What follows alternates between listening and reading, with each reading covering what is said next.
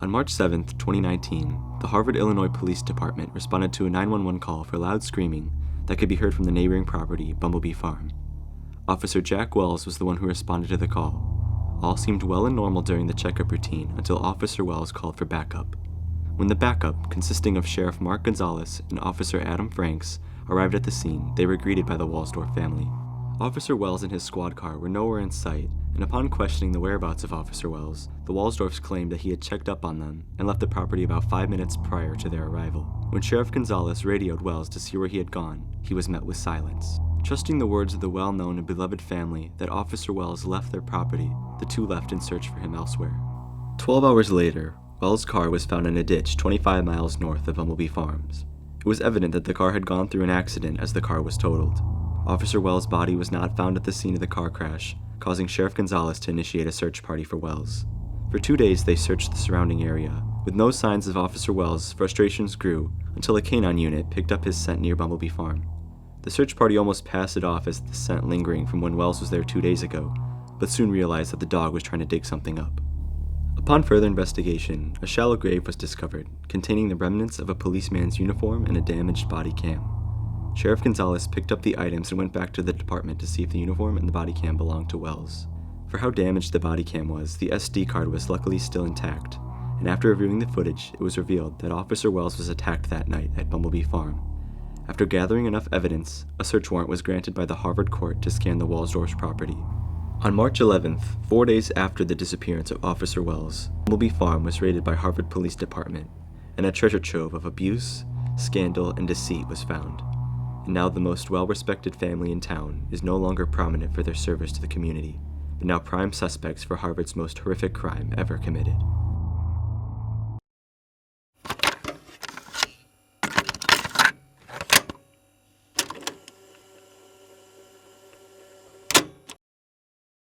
In the early 1920s, Walter and Leah Cranenberg immigrated from Germany to the United States in order to start a new life and provide a steady income for their future family.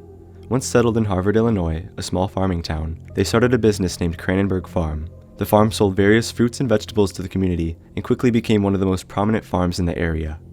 They were living the American dream until 1936. The toils of the Great Depression finally caught up to them and devastated their livelihood. The Cranenberg household went through financial ruin and were forced to declare bankruptcy just 3 months later. They would be forced to sell the property, and it would not be until after World War II where the Cranenbergs would reclaim their fortunes. Returning from the war, John Walsdorf married Cecilia Cranenberg, the daughter of Walter and Leah, and bought back the property that the Cranenbergs were forced to sell.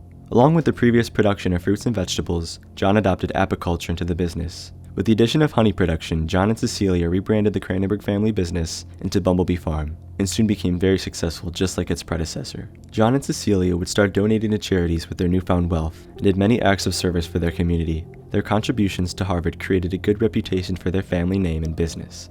In 2001, the grandson of John and Cecilia, George Walsdorf, inherited the successful business when John tragically died of tuberculosis. George and his wife Melissa did well balancing life with their triplets, Janet, Patrick, and Jason. They kept their business running for 7 good years until the 2008 economic recession occurred. This left Bumblebee Farm and the Walsdorf family in shambles and in desperation. Unlike their predecessors, George did not file for bankruptcy. Instead, he took a chance on expanding the business. This expansion involved raising pigs in order to sell meat to make up for the lost value in the property. This idea appeared to miraculously save the family business and kept it going steady for the remainder of the recession. However, this expansion was not as popular as the Walsdorfs made it seem. This led to suspicion when they quickly got back on their feet and surpassed how they were doing even before the recession, despite all other businesses still struggling. But all suspicions were thrown out the window since the family name had such a good reputation and were admired in the close-knit community. The Walsdorfs were a very religious family. They were there every Sunday morning, always sitting at the third pew. The entire family was active in the church. I remember the kids volunteered to be altar servers, and George frequently helped to read some of the scriptures, and Melissa was head of the church's choir. And after the services ended, the Walsdorfs always would provide breakfast for everybody using their products from the farm. It was a nice way to remember the Lord and spend time with your brothers and sisters from this community. George and Melissa were a nice couple. You could clearly see the love they had for one another. That love extended into the community. They treated everyone like they were family. My wife and I had dinner with them a couple of times, and whenever they would talk about their business, You could hear the passion in their voice. Same thing whenever they talked about their kids. You can hear their love. It was very inspiring to see. Truly the most picture-perfect family.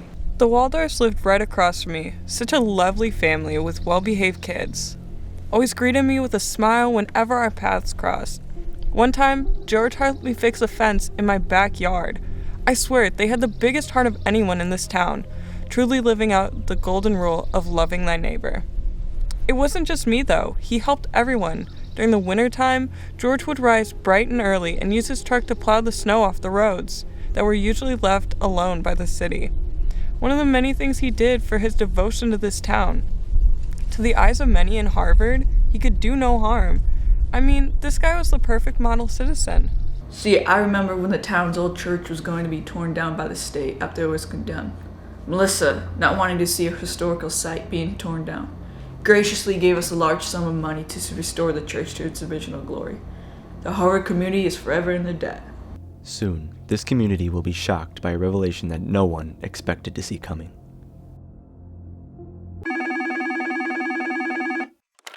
"911, what is your emergency?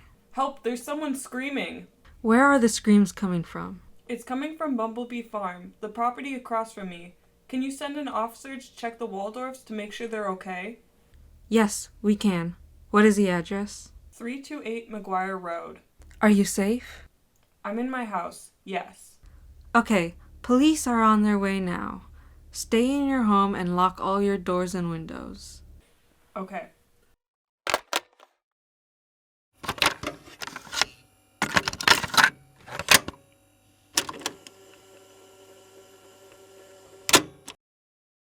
They were lovely neighbors. I never knew that my phone call would uncover something like this.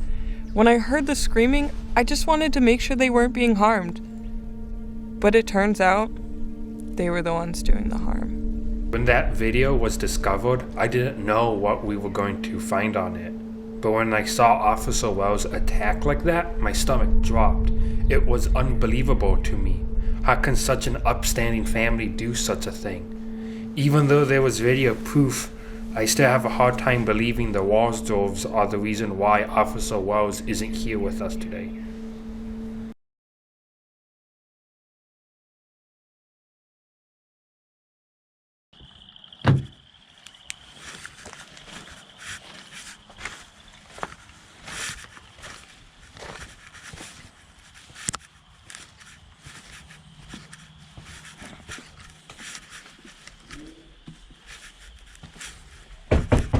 HPD.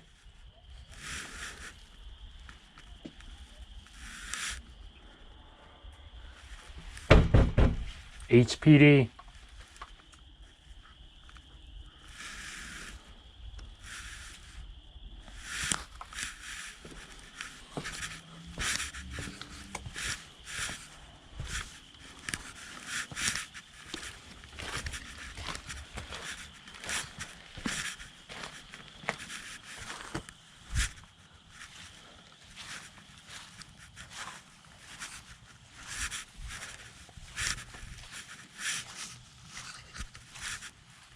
We have a 1062 in progress, requesting for backup.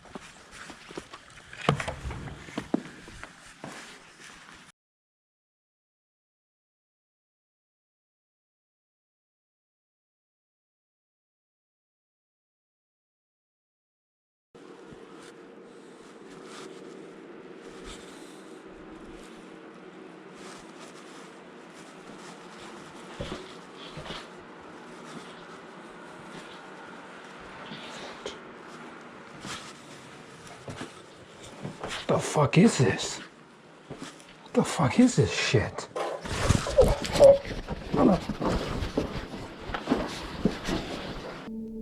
On March 11th, using the body cam footage, the HPD arrested Melissa and George Walsdorf on the charges of assault and second-degree murder of Officer Wells. These were the first in a series of charges that the Walsdorfs would soon face. I was in charge of interrogating the Walsdorfs. I never knew that the next time I would talk to George and Melissa, that it would be from across a table in the interrogation room and not the dining room table. You know, I've been a cop for over 12 years, and the things they said were the most brutal and disturbing words I have ever heard in my career.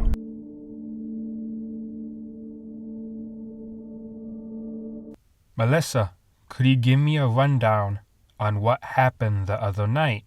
Why was Officer Wells found dead? Melissa. He came into my house, and he was snooping around in places he shouldn't have been. I don't need people knowing our company secrets. What was so important of a secret that it required the death of an innocent person? We can't just keep having company secrets getting leaked. He came into my house. I had every right. What company secret? While interrogating the Walsdorfs on why they killed Officer Wells, Sheriff Gonzalez brings up the suspicious meat product found in their basement freezer. When questioned about it, Melissa initially stated that it was pig meat that they sold. Melissa continued with this story until Sheriff Gonzalez showed her the lab results that the meat was human. While looking for the remains of Officer Wells on your property, we found a freezer in your basement filled with blood and meat. Could you tell me the contents of this freezer? The freezer? Oh, that's where we kept all the pig meat. That's all that's in there. According to the lab results, the meat is human remains. I know you're lying. I'll ask again, what did my men find in the freezer? Wells. What? Officer Wells and the others. This time around, we didn't have enough sellers before you took everything. What do you mean, the remains of Officer Wells and the others? Who were the others?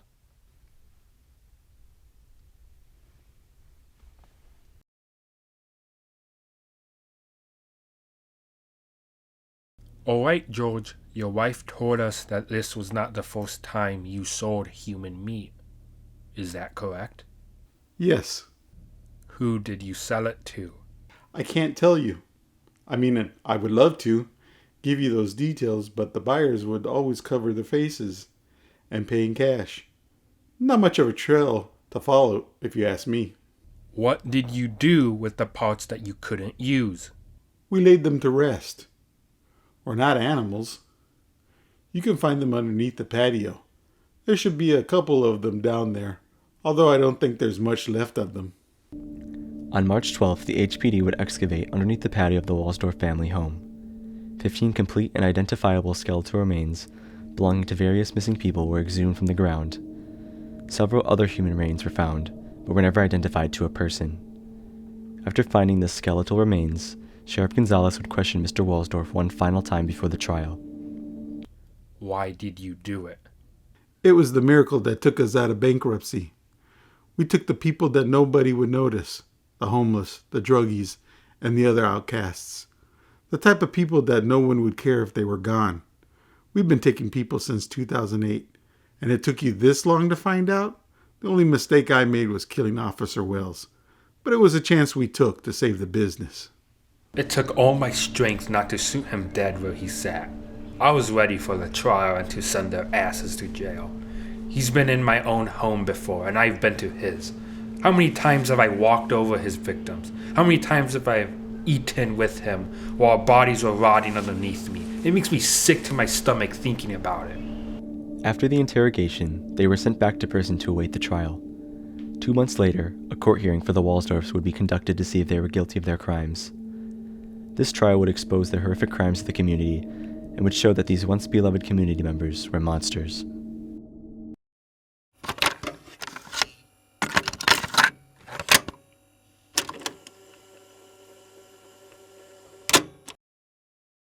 On May 13, 2019, Melissa and George had their trial. Many members of the community believed that the Walsdorfs were innocent and stood outside the court demanding they be let free. This perceived innocence stemmed from their long-built trust from the community. A lot of people from the community, including myself, stood outside of the courthouse with signs protesting that the Walsdorfs were innocent and that the cops framed them. The majority of the community thought Officer Wells was killed in an accident, and Sheriff Gonzalez, not wanting to take the blame, planted evidence so that the Walsdorfs could take the fall instead. We were outraged because there was no way that the Golden family of Harvard was involved with Officer Wells' death.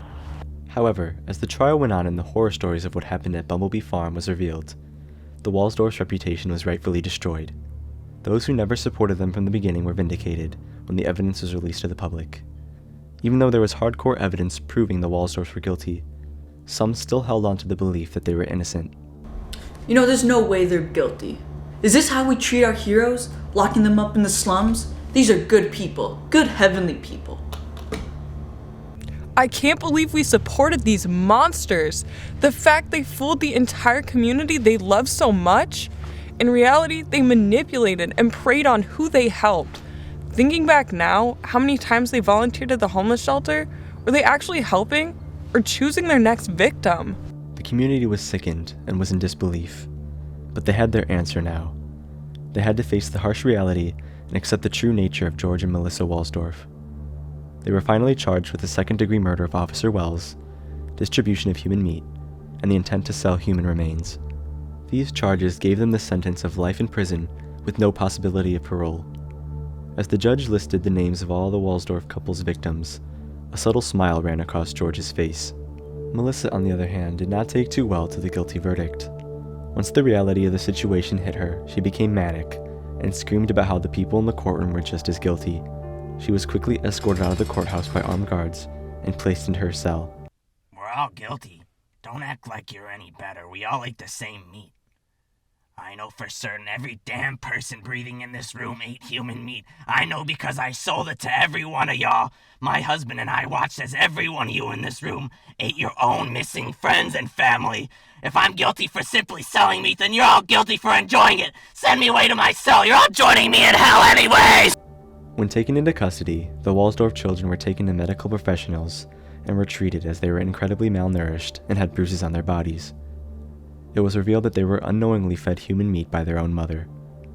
The kids were sent to live with a long-distance relative, moving out of the state, in the reach of the horrific reputation the parents caused to their name.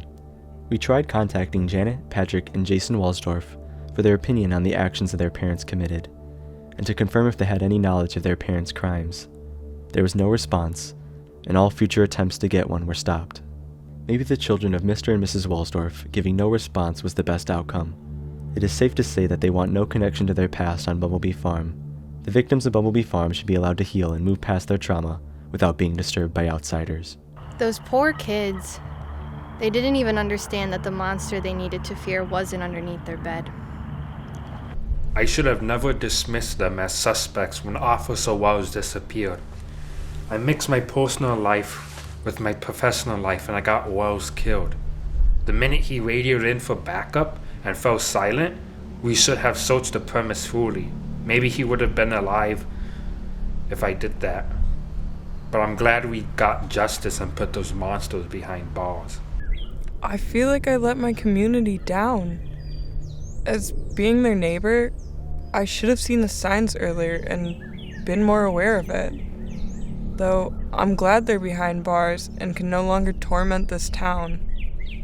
Despite them being behind bars or not, whenever I walk out of my house, I come face to face with a reminder of the things I never did and what I could have done. As of May 8th, 2023, Bumblebee Farm now stands abandoned, slowly being reclaimed by nature. Bumblebee Farm is now occupied by native wildlife, arguably more deserving of the property than its previous owners.